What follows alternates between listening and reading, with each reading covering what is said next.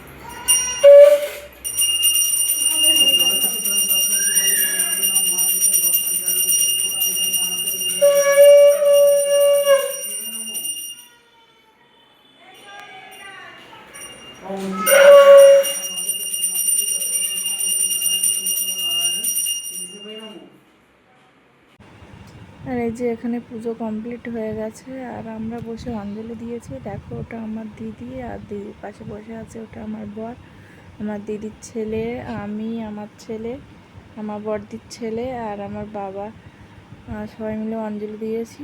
তো ভিডিওটা তোমাদের কেমন লাগলো অবশ্যই কমেন্ট করে জানাবে। তো দেখা হবে পরের ভিডিও। সবাই সুস্থ থেকো, ভালো থেকো, টাটা।